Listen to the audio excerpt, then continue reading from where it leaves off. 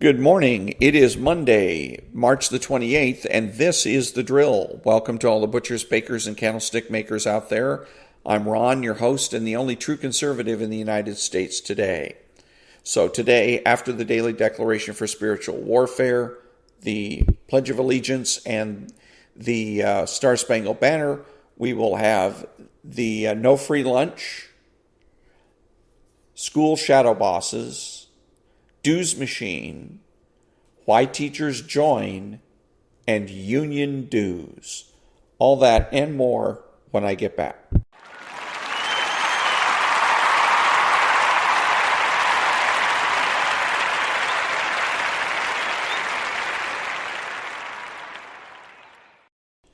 Thank you. And now the Daily Declaration for Spiritual Warfare for March 28th. You will expose false ministries in my name.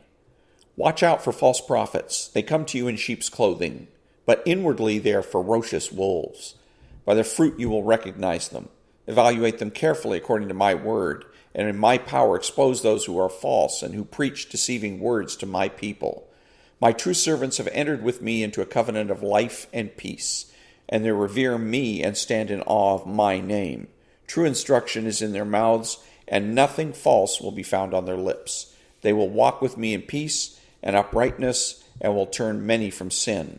Heed my words and serve me in purity of heart. Matthew chapter 7, verses 15 through 23, Malachi chapter 2, verses 5 and 6, 2 Peter chapter 2, verses 1 through 3. Let all false ministries, this is the prayer declaration, let all false ministries that have rooted themselves in my city be plucked up. Let any evil person planted in my church be rooted out in the name of Jesus. I will serve you in purity of heart and will revere your name. Bind me in a covenant of life and peace with you, O God. Let nothing false be found on my lips. My innermost desire is that you will find me worthy to preach your word and thereby turn many away from their sin. Amen. And that was the Daily Declaration for Spiritual Warfare for March 28th.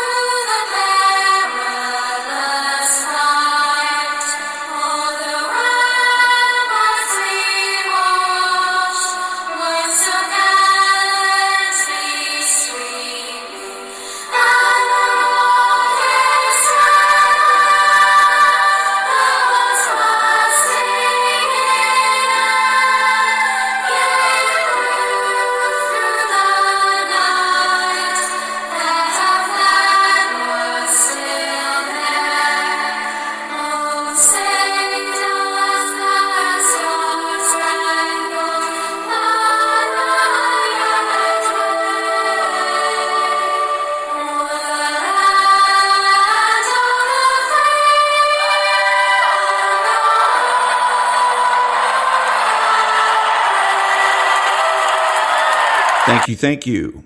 Who is the true conservative? He is religious and realistic. He is the person that understands that culture is the foundation for politics. He acknowledges a benevolent universe. He is patriotic and uses common sense. He makes judgments, refuses to speculate, speaks clearly and definitively, and is not afraid to say no. He's open-minded, asking why rather than why not. He is consistent, credible, and influential, not ashamed of his existence, unafraid to learn or correct his mistakes. He is a normal American.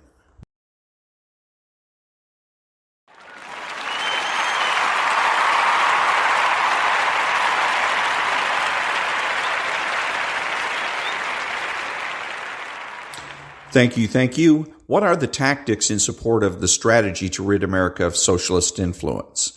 The long-term tactics are to be a true conservative, talk like a conservative, act like a conservative, dress like a conservative, and think like a conservative. The short-term tactics are rhetorical. True conservatives need to win all of the arguments. That means don't prove a negative. Don't take their word for it.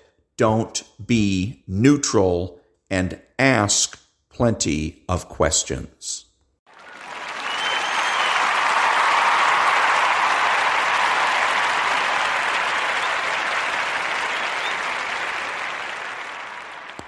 Thank you, thank you. What is the true conservative strategy for defeating socialists in this country?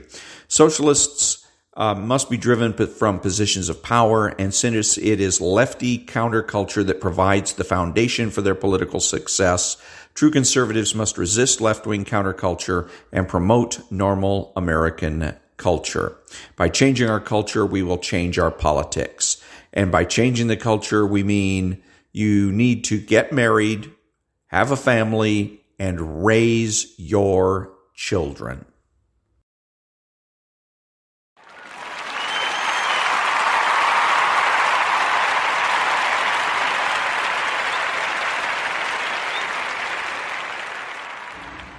Thank you, thank you. What are the true conservative political priorities? Number 1, the abolition of abortion throughout the land. Number 2, make nuclear, chemical, and biological weapons obsolete. Number 3, the immediate decertification of all public employee unions. Number 4, the immediate assignment of criminal and civil liabilities to all government regulators. Number 5, the immediate repeal of the so-called Patriot Act. Number 6, the immediate repeal of all emergency dictator laws. Number 7, the reinstatement of writs of outlawry.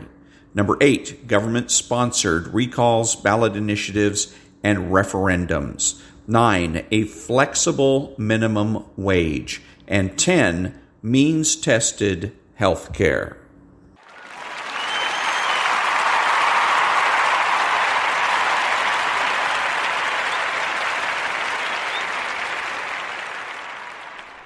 Thank you. And now, there's no free lunch. Quote, the creation of wealth is not simply a physical process and cannot be explained by a chain of cause and effect.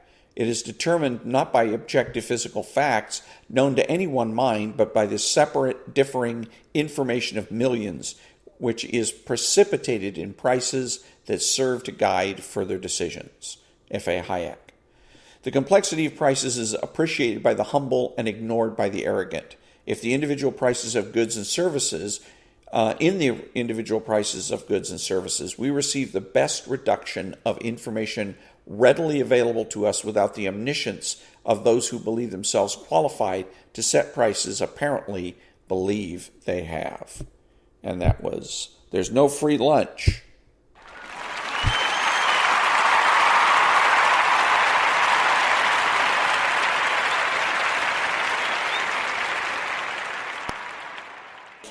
Thank you. And now, Schoolhouse Shadowbosses, Chapter 3 of the book, Shadowbosses. Imagine sitting in a large room packed with human beings. Imagine that all of them are crying or praying or grimacing because at the front of the room a man is reaching into a basket of ping pong balls. Each person in the room has been assigned a number, and each of those ping pong balls carries a corresponding number. If your number is drawn, you have a chance at living a better life than your parents had, maybe going to college or to a technical school, getting a good job, making enough money to support yourself. If not, you'll likely end up dropping out of school, may face limited job prospects, and perhaps end up dependent on the government. You don't have to imagine it. Each year, thousands of children across America enter into such lotteries, trying to get into decent public schools. Their normal public schools are educational sinkholes. Kids fail out or they pass to the next level through social promotion without having met the learning objectives of the previous grade. Quote, either the kids are getting stupider every year or something is wrong in the education system, unquote. Master educator Jeffrey Canada tells the camera in Davis Guggenheim's 2010 documentary, Waiting for Superman.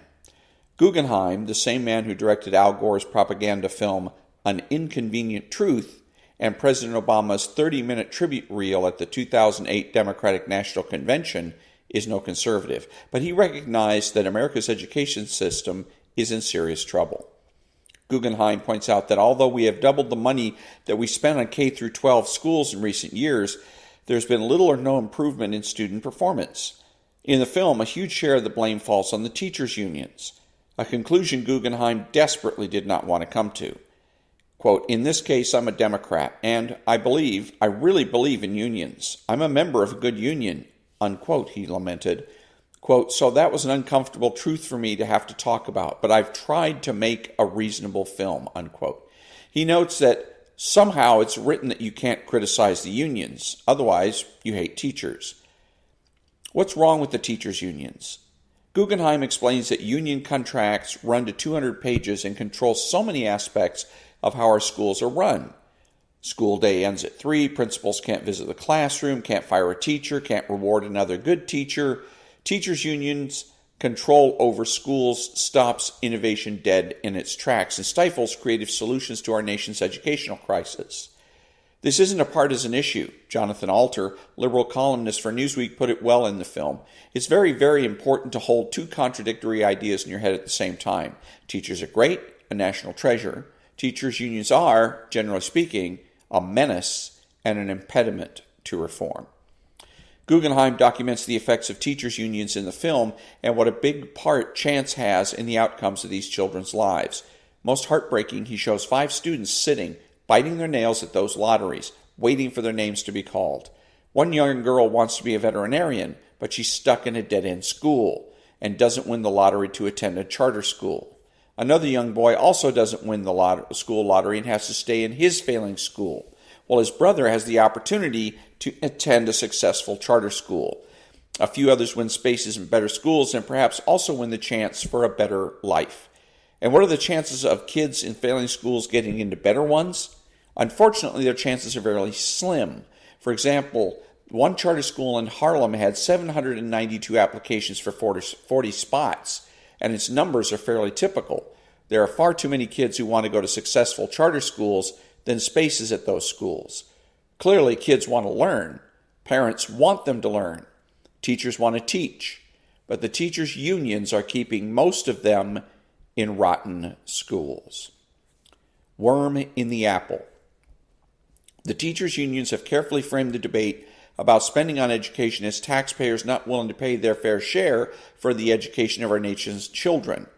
But their attack on spending is just smoke and mirrors. Every year, Americans spend more and more cash on education, and the teachers' unions always claim that to fix K-12 education, we just need to throw more money at the problem. More money at the problem, of course, generally translates into more union dues for the teachers' unions. The United States spends almost $10,000 a year per elementary school child. We spend 68% more per school child than Germany, 33% more than Japan, 84% more than Korea, and 14% more than the United Kingdom. And yet our children finished far behind these nations in math and science over the last decade. What do we get for enormous spending? An educational system that no one, certainly not teachers' unions, wants to take credits for. The rates of higher school graduation have shown no improvement and even declined slightly over the last 40 years. There's basically no good news on the educational horizon whatsoever in terms of our spending producing measurable educational gains for our students. Except, as one commentator notes, American students get terrible math scores compared to their international peers, but they think they're great in math. In fact, they have more confidence in their math skills than students from any other country. But while confidence is great to have, it is no substitute for real student performance. Many public school teachers are tremendous educators, motivated and caring people who want the best for our children. But behind the friendly principal at your school, the loving teachers that instruct your children, and the civic-minded school board that makes decisions about schooling in your district lurk their shadow bosses, teachers' unions and their bosses. The two national teachers' unions are the two of the largest unions of any type in our country. Not coincidentally, they are also among the largest financial contributors to Democrat Party politics. Their grubby fingerprints are all over America's dysfunctional educational system, all over Congress and all over the Obama administration. If the 50 individual states developed their own educational policies, you could expect a wide range of models for education in America, a thriving diversity of schooling ideas that would reveal startlingly different models for teacher pay, school schedules, and subject matter content. But in fact, public schools across America share almost uniform characteristics, and, surprise, surprise, those characteristics typically benefit teachers' unions. With their immense dues income, teachers' unions extend their political influence across all 50 states, even the right-to-work states. They are able to keep educational policies remarkably consistent across most school districts in America. Policies common to most school districts include paying teachers based on seniority and educational attainment rather than merit and performance. Seniority-based layoff policies known as last in, first out, and tenure policies that make it very difficult to fire bad or underperforming teachers. All of these policies are beneficial to teachers' unions, but none are in the interests of our children. Worst of all, teachers' unions keep many of our kids in failing school systems and give them very few real chances for success. Back in a minute.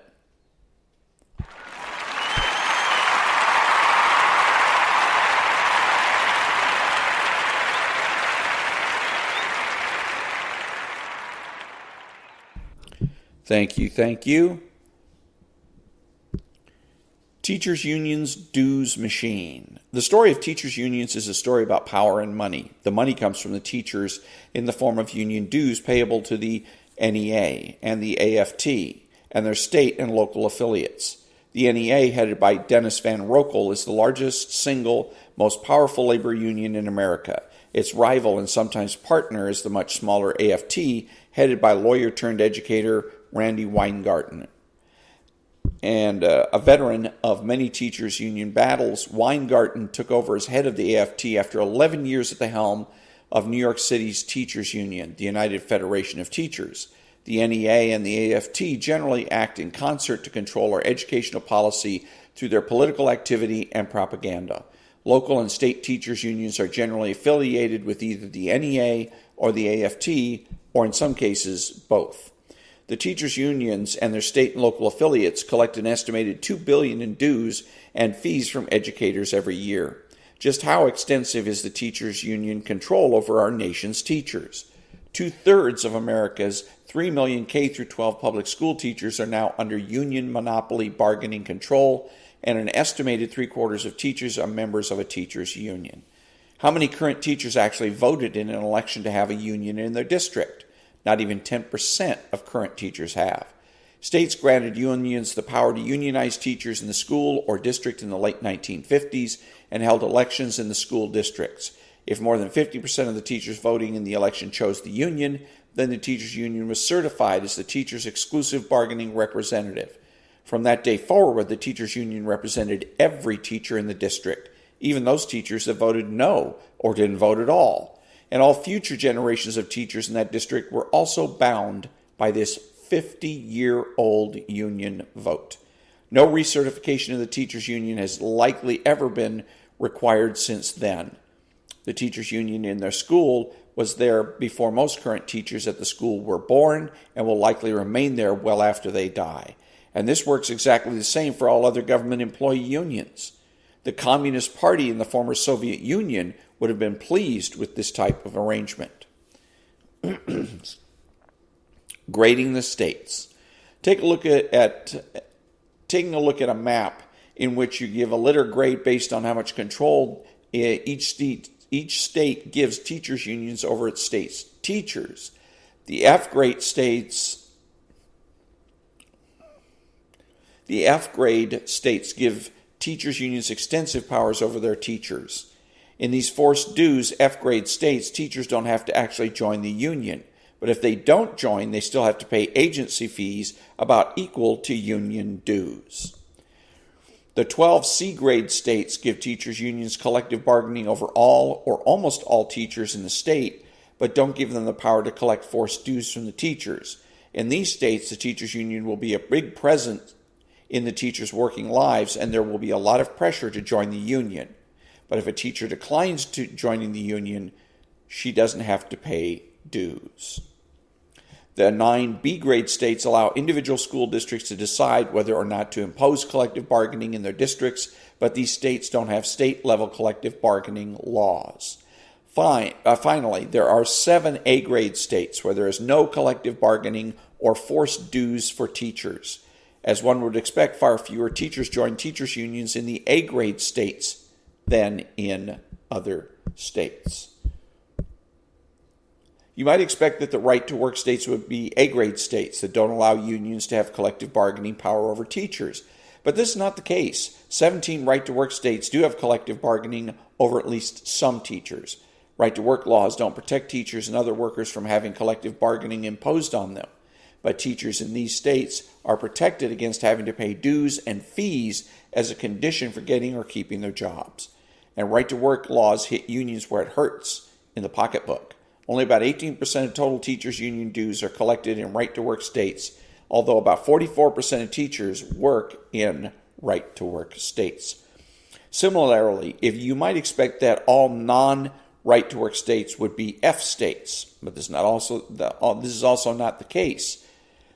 American Federation of Teachers President Randy Weingarten argues that states that have a lower proportion of unionized teachers, like the A-grade states, have lower academic achievement than states that have heavily unionized teachers. But this is really comparing apples to oranges.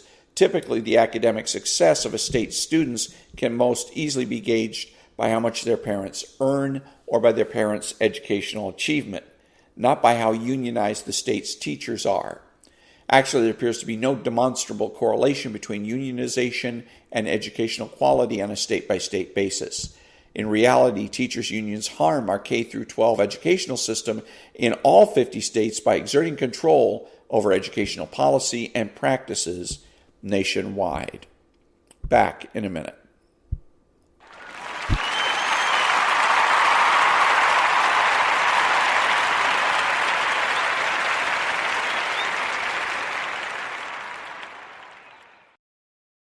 Thank you.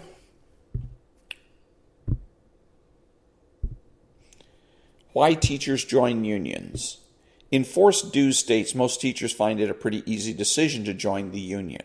After all, teachers have to pay union dues anyway, so they may as well join the union and get whatever benefits of membership are offered. One of the ways teachers' unions develop their membership in the least unionized states is to capture young, impressionable college students who are training to be teachers.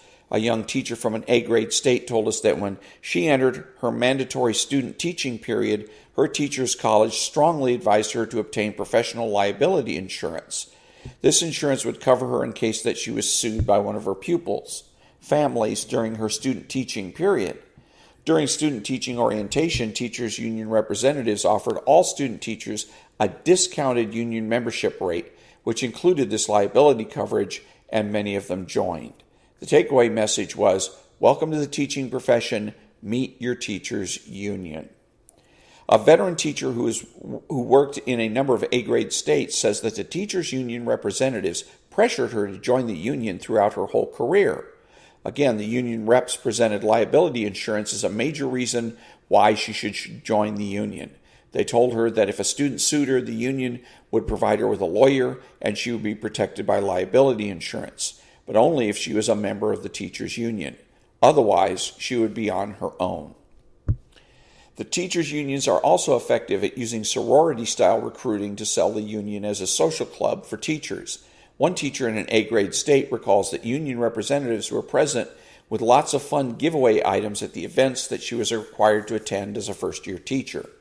Here's a mug. Come and join this fun club where you'll meet new friends and share your experiences. The local teachers' union. In states that impose collective bargaining on teachers' unions have much more control over schools and are much more intrusive in their recruiting. A young teacher who has worked in several B-grade right-to-work states recalls that in Arkansas and Alabama, she was under intense pressure to join the teachers' union. As a new teacher in Arkansas, union reps were present at the orientation meetings for new teachers. She was directed to meet her school representative who explained all the benefits she would receive as a union member and signed her up for membership and for her dues to be automatically deducted from her paycheck.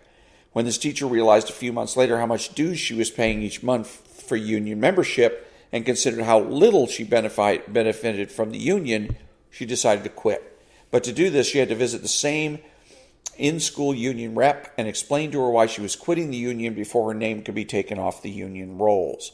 She recalls that this was a very intimidating process for her. When this same young teacher moved to a school in Alabama a few years later, she was firm in her decision not to join the union. Shortly after she arrived at her new school, she was teaching a lesson to her kindergarten class when two other teachers barged into her classroom. Was there a fire or an emergency that demanded her immediate attention? No. These teachers were reps of the teachers' union. They proceeded to bully this young teacher in front of her class, urging her to join the union and help them achieve 100% participation in the school. This teacher, experienced in the ways of union reps by now, bravely refused. But although her experience of union intimidation may be typical, she's the exception in staying out of the union. When pressured, teachers tend to join unions. Back in a minute.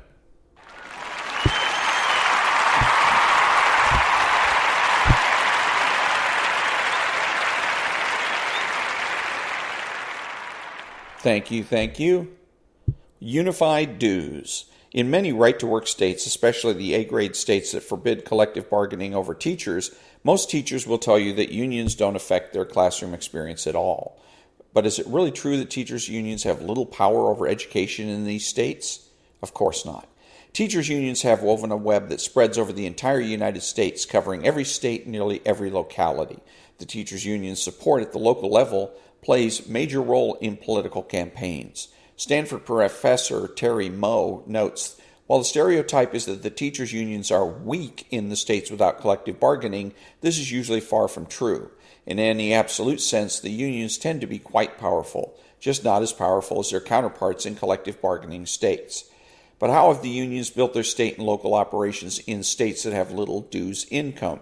They do it with an innovative funding technique called unified dues. Here's how it works. In the late 50s and early 60s, the teachers' union bosses realized they had a problem. Teachers were joining their local unions in droves, but not many teachers were joining their state and national teachers' unions. After all, most education was local, so why pay to join the state and federal teachers' unions?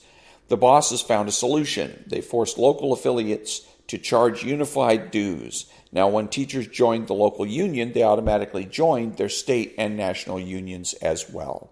Voila! Unified dues sends tons of cash upstream to the state and national unions, giving these upper-level unions more funds for political activity and infrastructure building. The unified dues system is now common to all government employee unions. Here's an example of how unified dues works in practice. For example, a full-time teacher in Westport, Connecticut pays $852 in dues for the school year, of which $178 is sent to the national headquarters, $450 is sent to the state level, and $190 is sent to the local.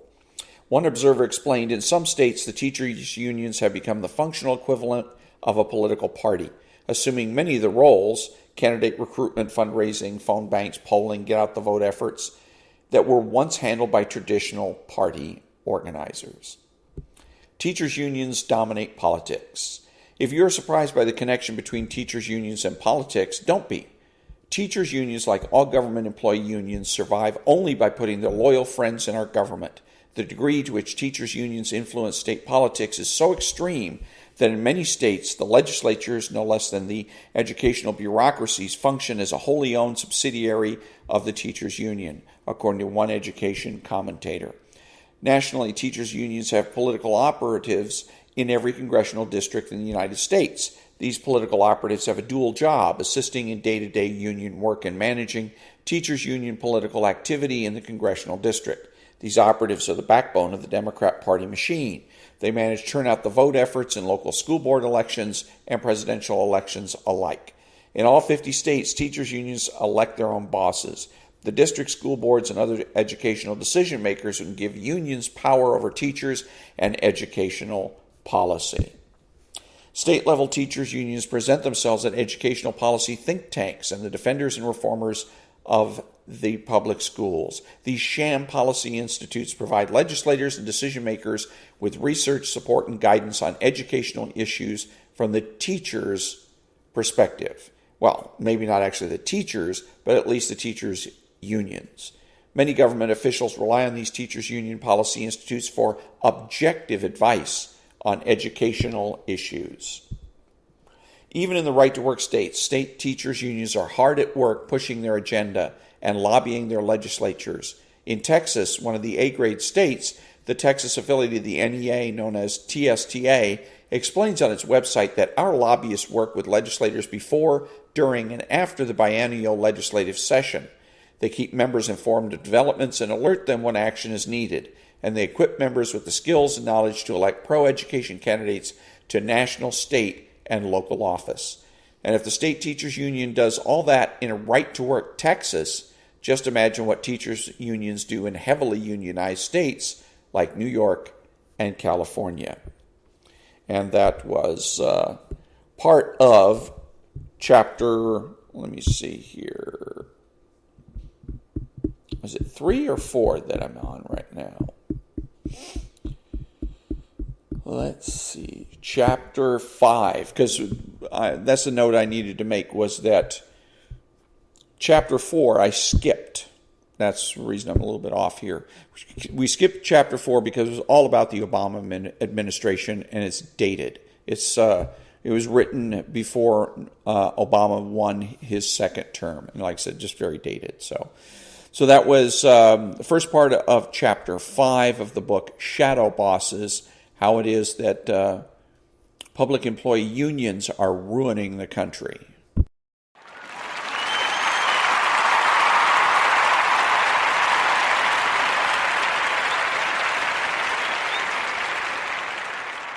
Thank you. Who is the socialist? He is the man that is spiritual. He's the man that seeks consensus. He's subjective, petty, and small, taking everything in life personally. He's outrageous, boring, and rude. He pretends to be a leader and a change agent. He pretends that he's your friend. He is sly, cunning, and deceptive. He dresses, acts, and speaks like a slob. He is informal and terminally unique. He is childish and pretends that he knows nothing. He has no conscience and pretends that might makes right and that the ends justify the means. He is impulsive and rationalizes his behavior. He is deterministic, blaming others for his mistakes. He is skeptical, demanding that others solve his problems. His unreasonableness and irresponsibility make him a bad role model, bad father, brother, family member, friend, and a bad person, period. So if you think that you can be friends with a socialist, think again.